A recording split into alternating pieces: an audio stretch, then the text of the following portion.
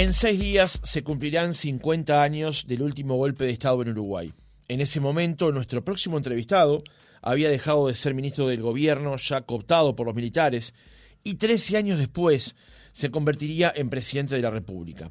Julio María Sanguinetti escribió en El País que la caída institucional de 1973 no fue un relámpago inesperado y que sin salir a buscar culpables o reclamar cuentas, es imprescindible recordar los hechos sin pasión y sin ira. Se prevé para estas fechas una sesión especial de la Asamblea General y también un mensaje especial desde Presidencia de la República, de la cual participarán los expresidentes. Mientras con esos eventos recordamos episodios de hace más de medio siglo, hay cosas que la realidad políticamente hoy las transforman en relevantes. Algunos de esos hechos son la situación del agua potable, la relación dentro de la coalición de gobierno y también el proceso electoral ya en disputa. Para conversar de estos y otros temas, recibimos en nuestra entrevista central a Julio María Sanguinetti, secretario general del Partido Colorado y expresidente de la República. Sanguinetti, ¿cómo le va? Buenos días. Muy bien, buenos días. Bueno, sí, son días de recordación. La verdad es que estamos recordando desde febrero, porque el golpe empieza en febrero y se prolonga hasta junio, en que culmina. Pero la irrupción militar, la subordinación del poder civil al poder militar, la presencia, la irrupción del poder militar en el gobierno se produce ya en febrero, cuando salen los tanques a la calle y le imponen al gobierno, al presidente, el cese del ministro de Defensa y le imponen el nombramiento de un Consejo de Seguridad Nacional, a través del cual ellos iban a influir en el gobierno, aplicando esos famosos comunicados 4 y 7, que habían sido una suerte de plan de gobierno militar que se presentó el 9 de febrero. De modo que este es un golpe de Estado continuado que se dio en ese lapso y que, bueno, es la consecuencia de un largo periodo de caimiento institucional que comenzó con la acción guerrillera, porque la realidad es que no se explica la irrupción militar, sino con todo ese proceso de irrupción de la violencia política en el Uruguay. Sí, de hecho, usted rompiendo la larga tradición de debate democrático, de debate en la libertad. De hecho, en El País, usted escribió hace unos días, si un cierto día de hace medio siglo perdimos la libertad, fue porque antes habíamos perdido la tolerancia. ¿Qué fue lo que fue cimentando en Uruguay hace 50 años esa pérdida de tolerancia? Bueno, como digo, hubo un grupo de jóvenes iluminados en su tiempo, que inspirados en la Revolución Cubana, creyeron que estaba agotada la vía democrática, dijeron que de nada valían las garantías formales de las constituciones liberales, mientras hubiera pobreza, mientras hubiera miseria, y que en consecuencia iba a ir detrás de lo que era la palabra mágica de la época, la revolución. Bueno, y eso fue generando impactos de un modo u otro.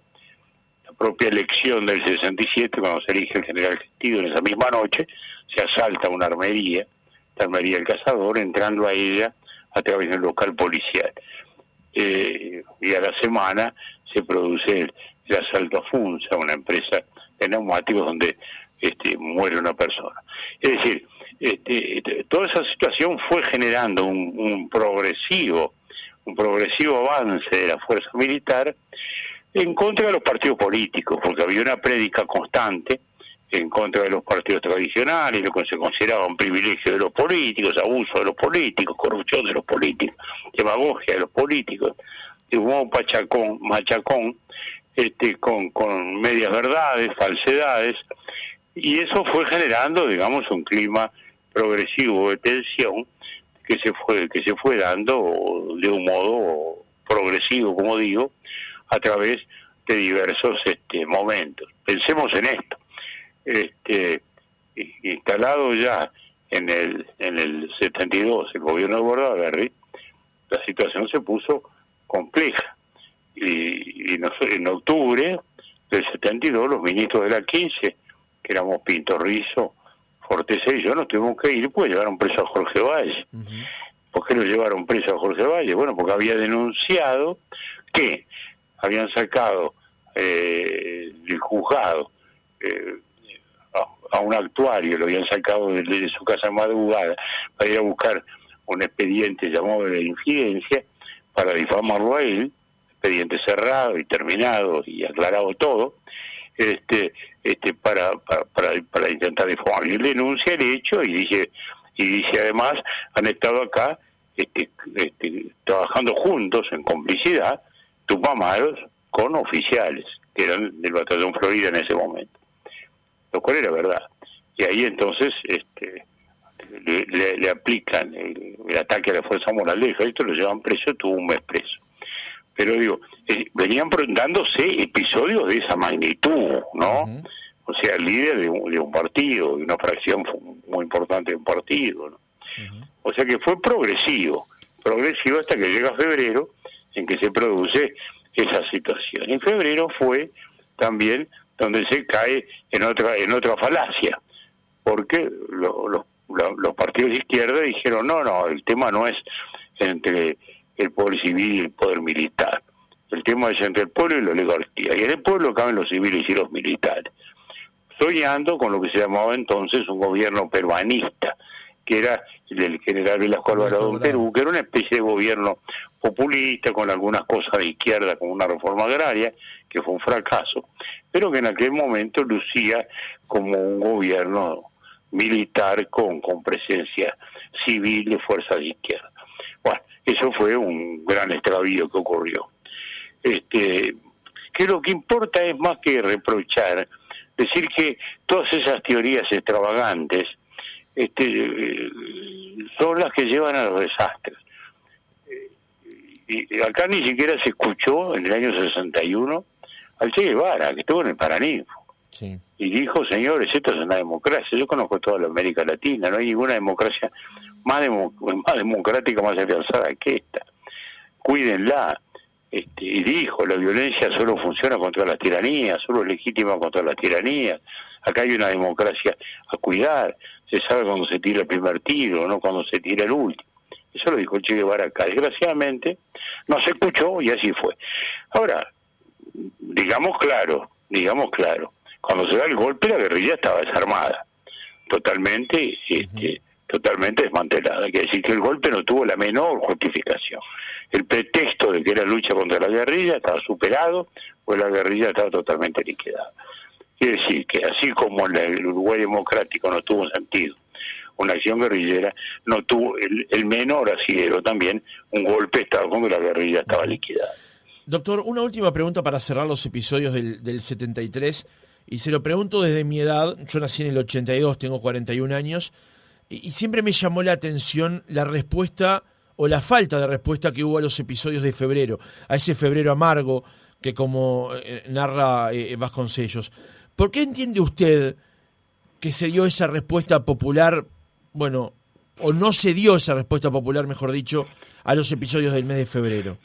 Bueno, porque se había ido desgastando el presidente, esa es la realidad. Había habido un desgaste político, digamos, porque en cada uno de estos episodios, como los que he señalado, un desacato a una situación judicial, cuando había unos médicos presos, en fin, todo esto había ido erosionando progresivamente la capacidad política del presidente. Fue eso lo que ocurrió. Fue eso lo que ocurrió. Bien. Y a su vez, vuelvo a decir, también había partidos que estaban a favor, el Partido Comunista, el Partido Socialista, la Democracia Cristiana, estaban a favor del golpe en ese momento. Eso es un hecho. Pero la convocatoria era baja por esa razón. O sea que desgraciadamente fue así. Bien. Pero bueno, los que estuvimos ahí en la Casa de Gobierno en ese momento, creíamos en que había una institucionalidad a defender, más allá de que no estuviéramos ya en el gobierno, más allá de la discrepancia que habíamos tenido con él. Y esa es la otra gran lección. Las instituciones están por encima de todo. Las diferencias políticas, por más profundas que sean, por más airados que puedan ser los debates, son debates. Pero no hay que ir más allá. No hay que ir a la descalificación del adversario. Esta es la lección que nos deja esa larga experiencia. Y siempre el respeto a la institucionalidad. Un presidente es un presidente, guste o no guste, ha sido electo democráticamente, hay que respetarlo, hay que respetar su autoridad, hay que respetar la capacidad del gobierno, y el gobierno tiene sobre que respetar la presencia de la oposición. Pero la institucionalidad esa es la gran lección.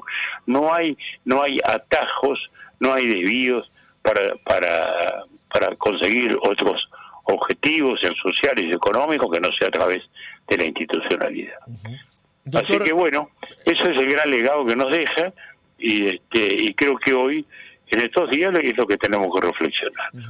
Nuestro partido va a realizar el lunes que viene una reunión abierta al Comité Ejecutivo, abierta al público, en que vamos a homenajear a los senadores que en la noche del 26 al 27 hablaron impugnando el golpe.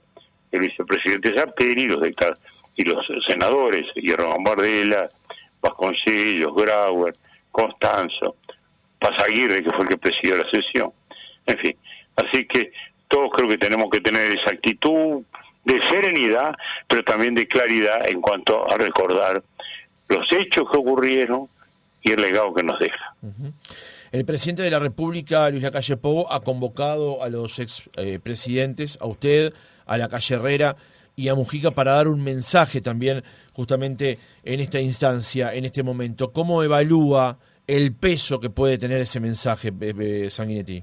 Mire, se inscribe en este contexto, ¿no?, de llamadas a la reflexión y de exhibición de convivencia. Todos los pasos que hemos dado últimamente con mi colega Mujica, hasta en Buenos Aires, y con un libro incluso de conversación, ha sido para eso. Mostrar que gente que venimos de los lugares más opuestos, sin embargo, podemos convivir bajo el mismo techo, bajo la misma ley, conversar, discutir, no renunciar a nuestras posiciones, pero que esa es la vida democrática, ¿no? Así que bueno, eso es el mensaje que hay que reiterar, especialmente en las nuevas generaciones. Nada fuera de la Constitución, nada fuera de la ley. Todo adentro de la vida democrática y del debate democrático. Para cerrar estos episodios, Sanguinetti, días pasados se encontraron restos óseos dentro de un batallón. Por supuesto, esto todavía está supeditado a la confirmación de quién son y las circunstancias en las que esa persona fue ultimada y desaparecida. ¿Cómo evalúa justamente este nuevo episodio que se ha dado a conocer hace pocos días? Bueno, eso es parte del horror de la represión militar, que fue más allá de lo que correspondía conforme a esa desaparición. Eso es algo ignominioso, horroroso que ocurrió.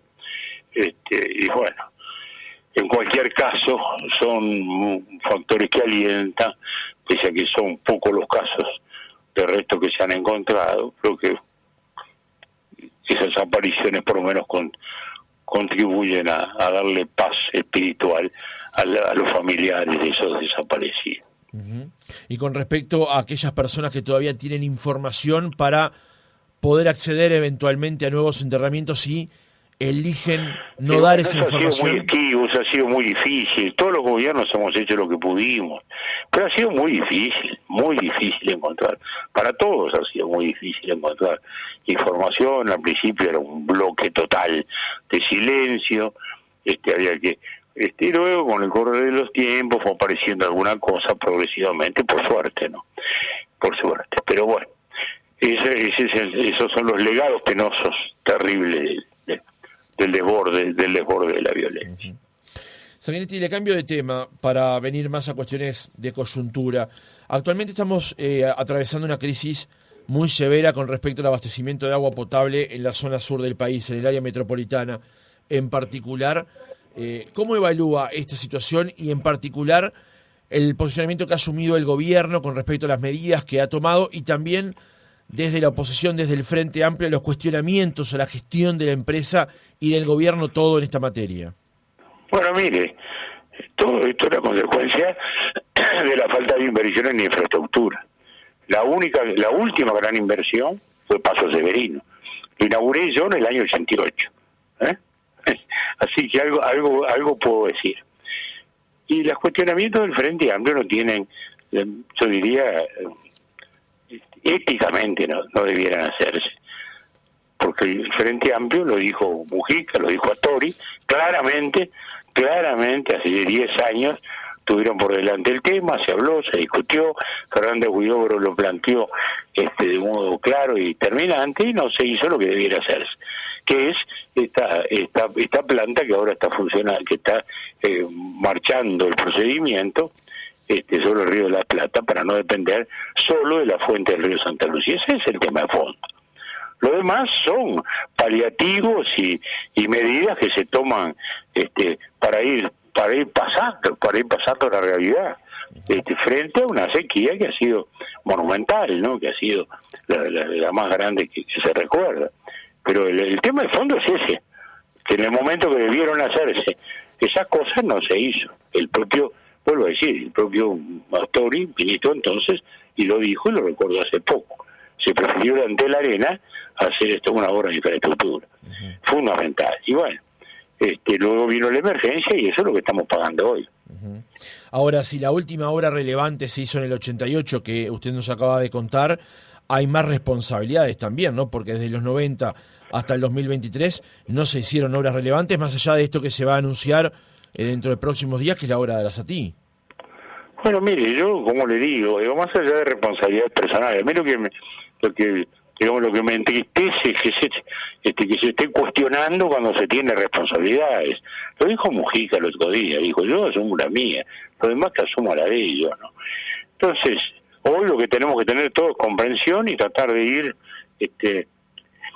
ayudando y contribuyendo a salir adelante de esta situación de crisis realmente tremenda, ¿no? Lo que tremenda, inesperada también, porque por más que el factor del agua estaba allí presente ya, una sequía de esta magnitud ha sido realmente muy sorpresiva. Quienes están marchando en estos días, por ejemplo, que fueron hasta el directorio de OCE o con una serie de marchas en otros puntos de la ciudad, usan el eslogan "no es sequía, es saqueo". ¿Qué responde usted a eso? ¿Cómo evalúa ese mensaje? Es una frase lamentable. Es eso y nada más que eso, una frase lamentable. Julio María Sanguinetti, expresidente de la República, gracias por haber estado otra mañana con nosotros. Encantado, muy bien, un gran abrazo.